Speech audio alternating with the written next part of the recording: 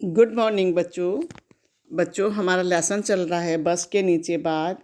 हम इसी को आगे बढ़ाएंगे। आज हम जो एक्सरसाइज करने जा रहे हैं वो पेज 74 पर है। पेज 74 ऊपर की तरफ ही लिखा है क्या समझे। क्या समझे इसमें नीचे लिखा है सामने की सीट पर बैठा आदमी उठा और अपनी दाहिनी ओर वाला दरवाज़ा खोलकर बाहर कूद गया। यानी सामने की सीट पर जो बैठा था आदमी वो उठा और अपना दाहिनी ओर वाला दरवाज़ा खोलकर नीचे कूद गया। इसमें पहला प्रश्न पूछा है यह व्यक्ति कौन था।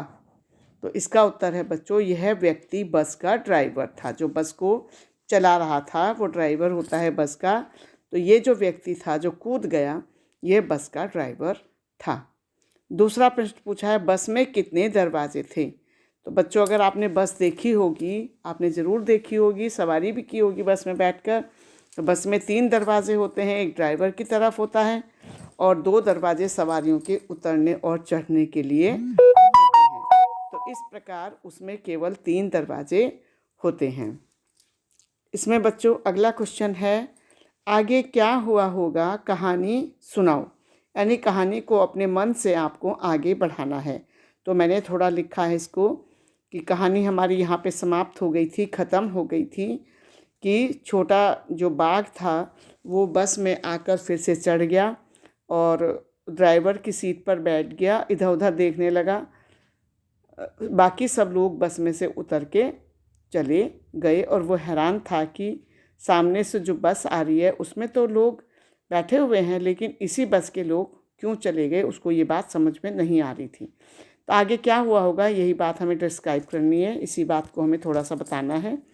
आगे क्या हुआ होगा जो मैंने अपने हिसाब से लिखा है वो इस तरह से है कि छोटा बाघ कुछ देर तक ड्राइवर की सीट पर बैठा रहा होगा।